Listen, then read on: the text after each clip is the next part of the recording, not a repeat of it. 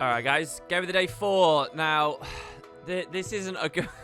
I hate saying this every time. I don't do myself any advertising favors, right? This isn't the greatest of games, but I only had time for one today, and I kind of promised myself I'd only do the one. So, this is it. You know, this is the moment where we decide we're going to grind through. So, anyway, the build is Reaper. Now, Reaper changed a lot because... essentially, a lot of the precision aspects of the class got rolled into ferocity, similar to what we saw with Weaver recently. A baseline change with the game that I very much agree with. I think that getting 100% crit chance should be a real challenge. And a lot of precision boosting things should be ferocity boosting things in the game at the moment, just so that people who really min-max for that kind of continue to build a threshold there. But the other big thing with Reaper, I mean, there were a lot, but another big one was a Grandmaster that was retooled that now gives you perma-quickness while you're in Shroud. That's what everyone seems to be running at the moment. So I just built a build around that. I just looked through various traits, thought about what swaps I might like to make. This will therefore be a questionable build because I have not played it or proof tested it whatsoever. But so hey, let's see. Now the pure quickness in Shroud idea kind of pushes me into being a bit more aggressive, I think, and I want to play with that aggression. I used to run a Blighter's Boon build, which was phenomenal for kind of sustaining gameplay, where you could continue grinding through fights, and even you had some duelist capacity. You couldn't really peel out, and you didn't have much mobility, so I didn't like it there too much. But it was an excellent team fighter because it kind of could sustain through giving itself tons of boons, therefore life force and health and whatnot. But with this sort of quickness and damage-oriented thing, I wanted to change things up. So I'll mouse through my things and give you my thinking. First of all, I'm on GS Axe Warhorn. Now, that's not set in stone, but I do love Greatsword, whether it's a pressure build or a more attritive build. Basically, this skill for Nightfall is amazing. The blind and the corrupt spam. So I actually am on Greatsword and traded for Greatsword, you will see. I think for that will come very soon. But yeah, and then the Axe Warhorn is incredible. You know, you get the swiftness for the bit of mobility, you get the unblockable long-term days for over bodies, for breaking through shield blocks, both of which you'll see this game. And also you get that really, really meaty strike on the skill too there if you chain it properly. So on the GS though, here I'm running all cleanse heavy stuff. So purging and cleansing, which just means when I go to Greatsword I can rip condies off of myself. This is actually aggressively minded in a lot of ways, because what I want to do is get weakness off of myself when I swap to that Greatsword. If I'm in mirror matchups, which I assume I will be in a lot, I'm expecting to be spited and weakness put on me. You saw that on a Weaver game a couple of days ago. So with this, my thinking is when I see them pop Shroud, I can swap to GS, rip that weakness off of myself, and then drop my Nightfall and keep them blind spammed and corrupted spammed in case they stability themselves. I'm like a good, you know, I can counterplay the Shrouds that come at me. And it's good for just other weakness applications in the game, of which there's a lot. Then also, you know, the defensive application of fighting against Scourges and stuff like that. I don't really know how many Condi builds there are in the meta at the moment. And then Axe Warhorn, I've got Exposure to stack a ton of Vuln, which the skill 2 scales madly off of. And then, as like its special thing. And then Agility for quickness on it. So there you go. And a bit of swiftness as well, peeling out of fights on that agility is really nice. Now, here's an interesting one. I'm actually running Lissa, and you'll see it's because I actually really value the precision on Lissa at the moment because of some of the precision aspects of Necro rolling away and that I'm not even picking up right now. So, yeah, I'm actually running Lissa. I value the precision. The Condi duration, actually, funnily enough, I kind of value too, just because it helps to chain some of those corrupt Condis I put, like if it means a fear lasts just a little bit longer or little things like that, I don't know. But then also, the Boon 6, when you use an elite skill, convert 5 Condis into boons. I'm running Chill to the Bone, and what this means is I have a good on-demand cleanse, very similar to Leadership on Herald, for example. I was actually using this on my other builds a while ago that I made hundreds of videos of but never published in the end, or footage of. And yeah, that was Lissa Runes as well. I really like it before. And then here's the other thing. I'm actually on a Marauder amulet. This means I'm precious, glassy, squishy. It's a good amulet for Reaper in general if you are going that kind of ridiculous mode. because the vitality doubles up as life force, which kind of doubles up as sustain and healing through your other, generation opportunities, like on your greatsword or on your spectral grasp and stuff. So yeah, I'm running Marauders, which could be a terrible idea. All of what you're looking here could be terrible ideas, but it means I can do big damage. And also, I know I'm low rated at the moment, so you can play the rune that you're dealt with, and I know I can probably get some usage out of it before players start getting good. Now here's the other big change. I'm Spite Soul Reaping Reaper at the moment. So I'll mouse over the traits. So Spite is the same. I'm running Spiteful Talisman, more damage to foes with no boons. That wasn't actually buffed. It was always 10% apparently, but they fixed the tooltip. And also it reduces the recharge of your axe skills, which I'm running, which is good. And it reduces recharge of focus skills. Well, just so happens that this trait here, the Lesser Spinal Shivels, still counts as a focus shield, as a focus skill, even though it's not on the focus, it's a trait. But so that cools down quicker. That's more boon rip, more big damage. On a Marauder amulet, that thing really starts hitting hard. And then Spiteful Spirit. This is when we go into Shroud, we double corrupt around us, which is the weakness I was talking about before, because you're going to flip might off of people. And then we give ourselves a bit of retail. And also just a packet of damage on that, especially on a Marauder amulet. It can be really good. So, and then you double hit with it. Now, here's the new stuff. So, Soul Reaping has come in to replace Blood. Now, just baseline Soul Reaping, I want to use to gain access to Shroud a bit better through the more life force that starts rolling around, the deeper life force wellspring, all of that kind of stuff. Losing Blood means I lose, like, the well traits, and I lose some of those more sustaining aspects. And you'll notice I'm actually still running a ton of wells. Utilities I'm still not convinced by, but these are such good utilities. Obviously, I could run Consume Conditions here, but I'm still a bit of a fanboy for this, and I want to see how it feels. I honestly can make so many great plays by casting that off point on someone, and people don't realize on those, so especially at this rating level. So I'm still running it. I don't know, I'm still running it. And there's a bit of cleanse on there if you are against the wall and you use the combo finisher, so shoot me, internet. I'm going to try it. So even though I'm triple well, I'm not getting prot or reduced cooldowns on these anymore. This well for cleanse, this well for corrupt and damage, obviously, right? I don't care about the might on this well of power anymore, but it's still really good. And it's my stun break, by the way. You'll notice that's my only stun break on this build. Could be a downside of it. Anyway, so, yeah, that's what I've got rid of. But now I have deeper life force and stuff. Grandmaster, a second stun break. Sorry, yeah, on F1, Foot in the Grave. Super important. If I'm CC'd randomly, as long as I got life force, I can get the hell out. And this stab allows me to, grind into things in team fight scenarios. This also is a major weakness against other Reapers if I Shroud first, because they can insta-corrupt this and I can't counter that, which is why I'm kind of, everything I talked about earlier, I'm thinking I'll Shroud second. Like, the game is to try and Shroud second as best as possible. Anyway, so got Foot in the Grave, and this is also good against, like, warriors. You saw on that Soulbeast queue you saw yesterday, where the warrior managed to get the CC and then the Abyss, stuff that saves me from stuff like that. Here, more vitality and Shroud skills gain reduced recharge. Just really good for all our heavy hitting F1 stuff. And also, this has become a real build video, hasn't it? And also, the extra vitality means a deeper pool as well. So that's good. And also just that bit of extra sustain. And here I'm running Speed of Shadows. So I have swiftness so I can continue hitting people basically as I'm doing things. This is actually, there's other stuff maybe you could swap here. But also it cleanses these condies. So you can Shroud to get rid of this stuff and then dip out and, rely on your other hits, your purging and your cleansing for other stuff. I'm not sure what this ordering is, but if I'm on Greatsword basically, purging is on swap, cleanse 2, is it? And IF1. Will this get rid of these 3, and then I'm guaranteed to get purging value on the damaging ones? I haven't tested it, but that's my mindset.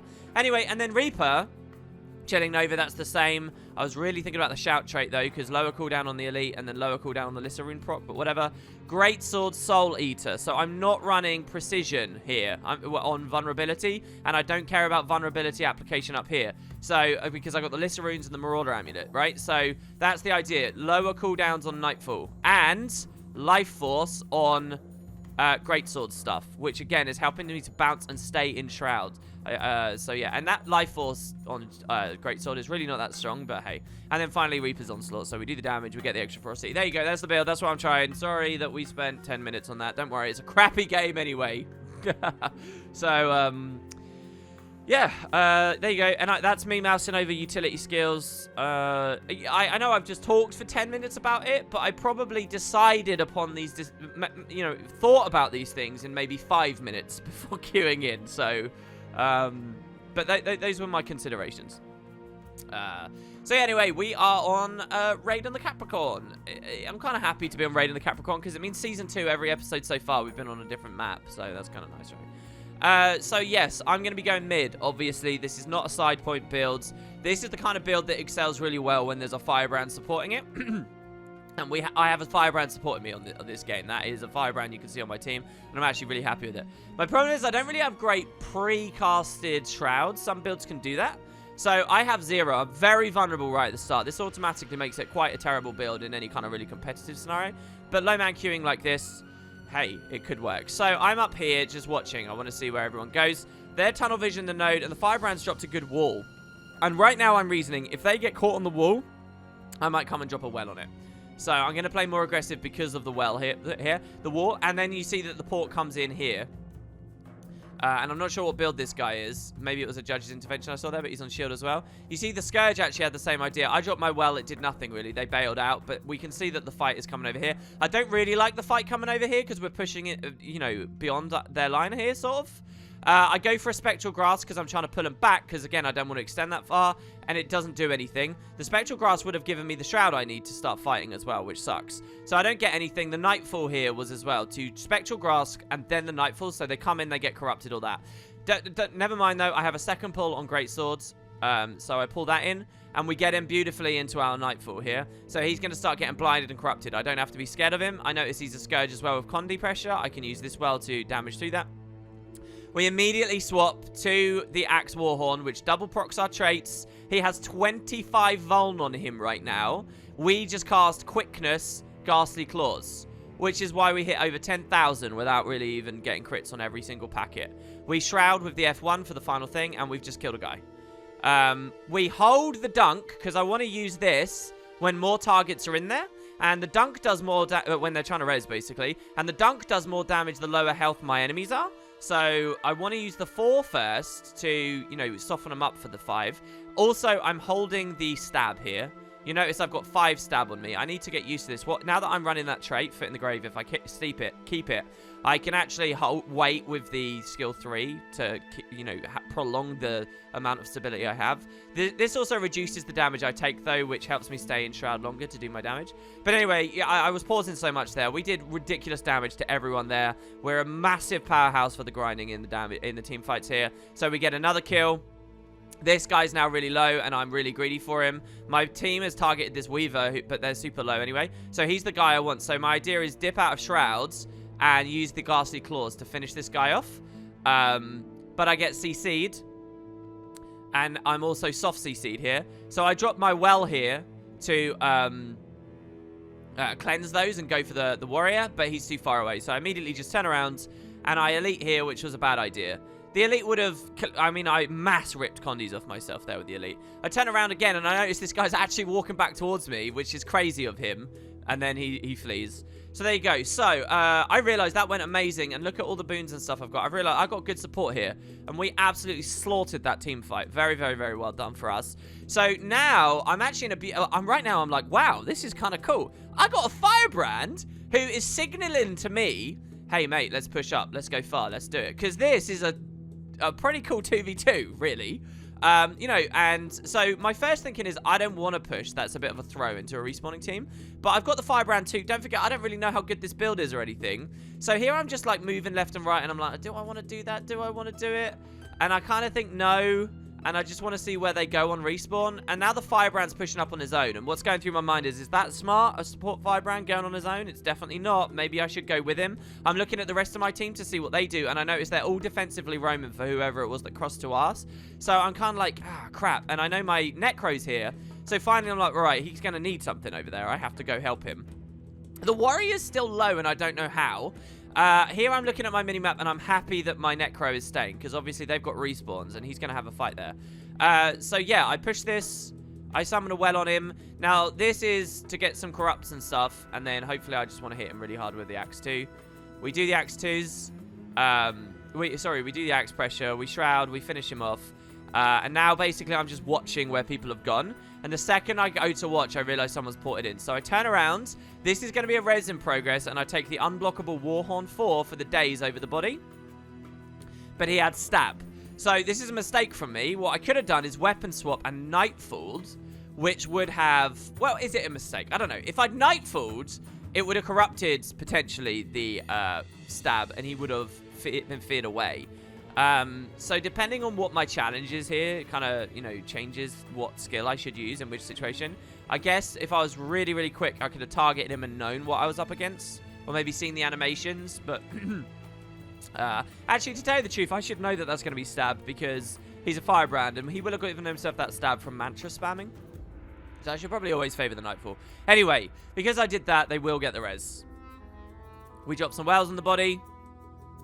The nightfall's now, and I try and pull him in, but they managed to kite away from it and they got the stab. So we shrouds. Here, you'll notice, so this is our 2v2 that I was talking about. We're actually outnumbered and new guys come in now. So it's pretty scary. The warrior, you'll notice as well, is kited slightly off of the node here. So there I just basically do my damage. And now that we're in a 3v2, I'm thinking, well, I kind of want to bail a bit because I'm going to get cleaved down pretty hard. The firebrand, if he's not being focused, should be okay for a second. I want to pull away, and I notice I've got reinforcements coming in. So what I do is I watch what the reinforcements are doing and see, look, here's the rampage. You see all this pressure I took? It's good that I'm taking it here, in my opinion, instead of on the node. So here, because I'm with the Scourge, I can back into the wells and the safety of his thing in case he pumps barrier out or anything like that. You'll also notice I got auto stun broke there from a passive in Soul Reaping, which gave me spectral armor protection and stuff as well, which is good.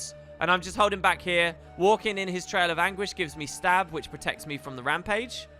And now I'm like, do I want to leave? Because the firebrand's down.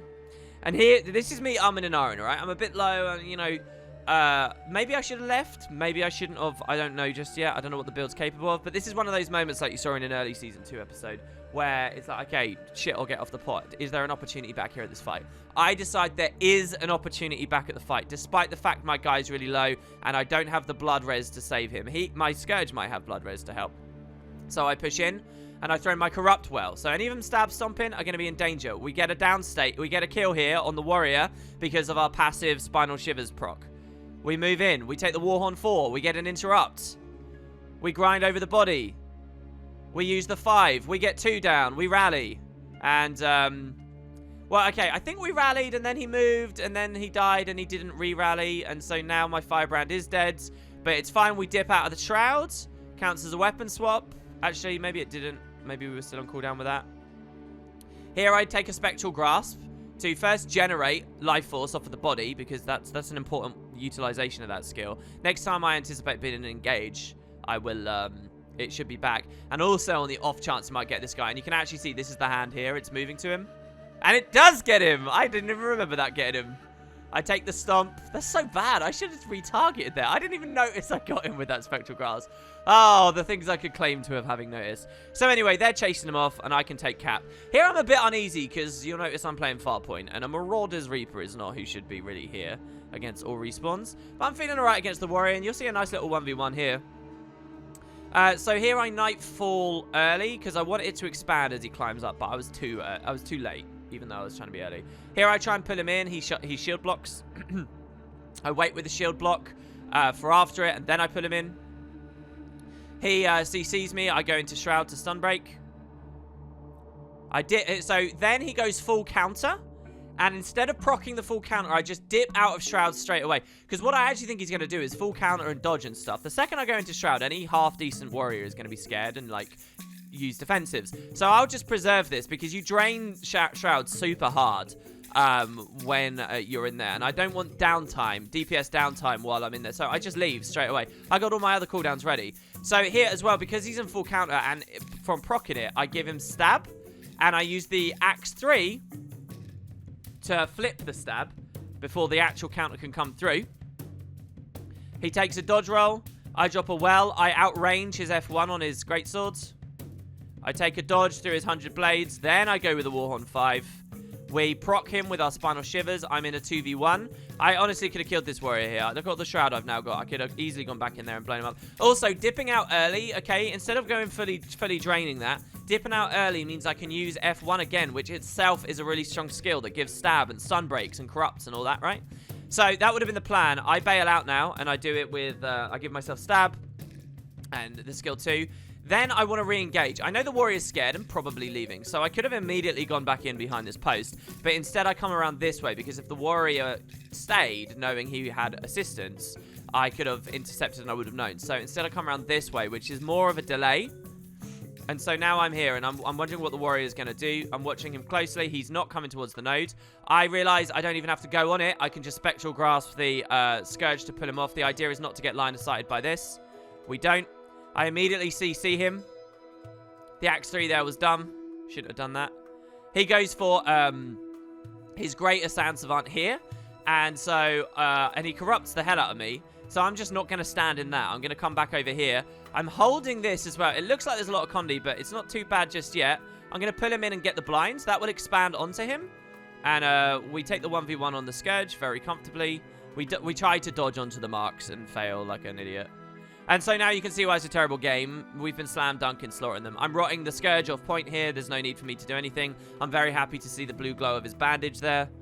So I can just keep rotting that after I get full cap.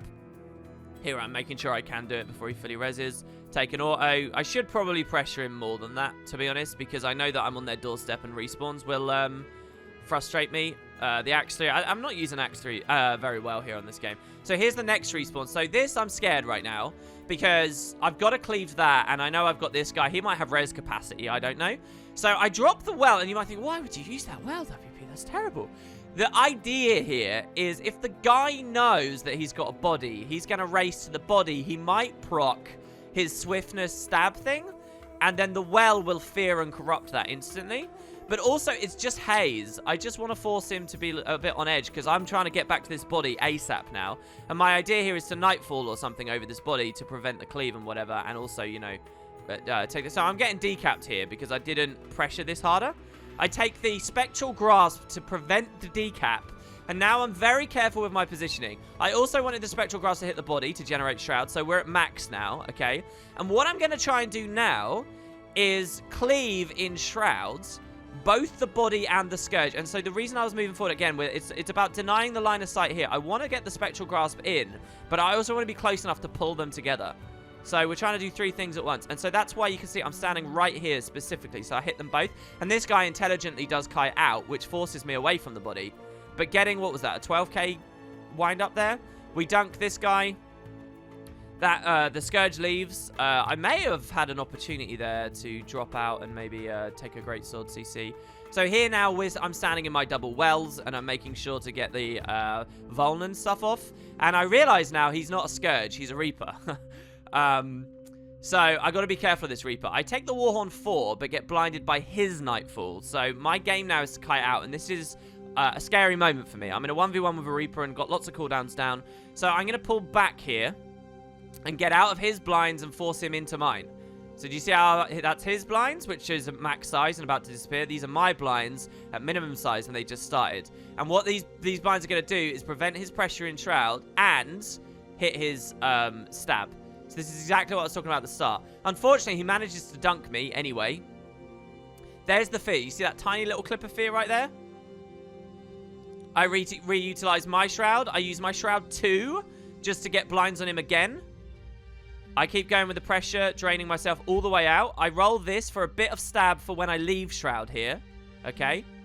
And then we can get the kill with the Great Sword 3. I opt for Great Sword 3 because it's life force generation, both baked into the skill and on the trait. And, well, actually, the trait is just passively given life force, isn't it? And if you remember, they actually buffed this in that it does more damage to low health people. I think that's what it was. Or is it more damage to high health people? Either way, Gravedig is a really slow wind-up. And this is only 1 packet of damage. So if in some way, I don't know, he mitigates and survives, I don't want, you know, he's not going to block, but I just don't want to have to deal with that. So I take the 2v1 without even losing the nodes, and I'm rotting the second body again. But we're watching for the first Necro to respawn now. So we have a look. Here I got hit by the well, and it's really bad. And I'm super low, and I realize it's not the other Necro, it's a warrior, and this is just bailout mode now. So another mistake from me. I should have killed that body straight away. And unfortunately, because I didn't, I have to leave. I'm not even going to try and fight that. And as you'll notice, the other Necro came too. So they have 3 players there now to res that body once that body's up. And I leave. And obviously, because we've been doing that at far, if you look at the rest of the map, it's all flipped and it's all in our favor, and that's it. I'm probably not going to pause again because at this point you will see, you know, that the game's over, really. So it's not a very good game. And you can probably see I'm a bit rusty with the Reaper stuff as well. I have no idea if what I made is any good. It's a shame you didn't get to see a few more fights with the Firebrand. I'll talk you through what I'm thinking here. I'm thinking, well, we can push again. We can use our Warhorn there to break through his shield. As he pushes in here, we can Shroud. There's a full counter, so I dodge away. I dodged too far away. He's fleeing, so I missed that kill. I Spectral Grasp, but his rush moves him out of it. So whatever. I also notice he's not particularly interested in the fight. The bell will come up soon. So I'm like watching the warrior. Does he actually want to fight? I auto him a few times. He doesn't. He's mad. He doesn't want to play this game. He's rage quitting out. So I just ignore him. Come up to ring the bell for the win of the game. And I think that's the last you will see. So yeah, what else intelligent can I say? Watching this back, I don't know. Maybe I need to think a bit more about how I'm utilizing the axe skills. I think we saw some fun Spectral Grass plays here. Probably want to mouse over that skill 3 on Greatsword to remember how that works exactly. Be a bit more conservative as well with my Elite. The Elite is like such an interesting skill on this field right now. You know, it's fantastic stability generator. It's an awesome CC. It cleanses the hell out. It doesn't just cleanse stuff, but you know, it has the power to give you Aegis, right? And all those kinds of things if you had Burning on you. We're in a 1v1 with the Weaver. The game is to just hold him in the fields. You'll notice he CC'd me there, by the way, and I didn't use the well. I didn't just say, oh, I'm going to stun break. I knew that with the way he'd CC'd me, he didn't really have a follow-up, so I just left it. Here he's Channing Earth and could blink in, but you remember 2 Game of the Days ago, the guy didn't.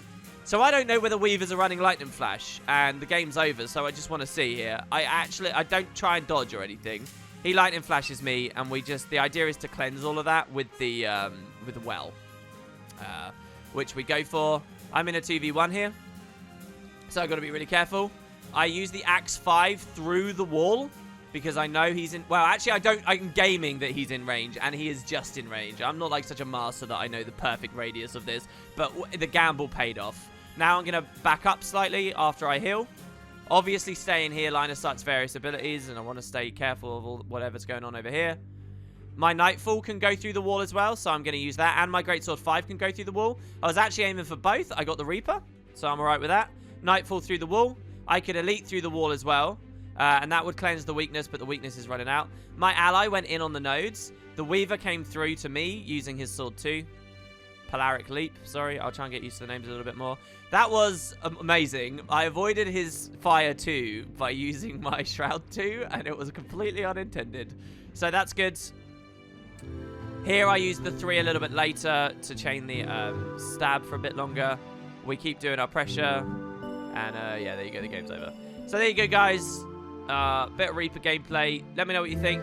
Generally speaking, the comments have been pretty okay. I'd still like more. So if you've got any thoughts at all, advice, thoughts, feelings, opinions, blah, blah, blah, just let me have them. And yeah, I'll see you tomorrow.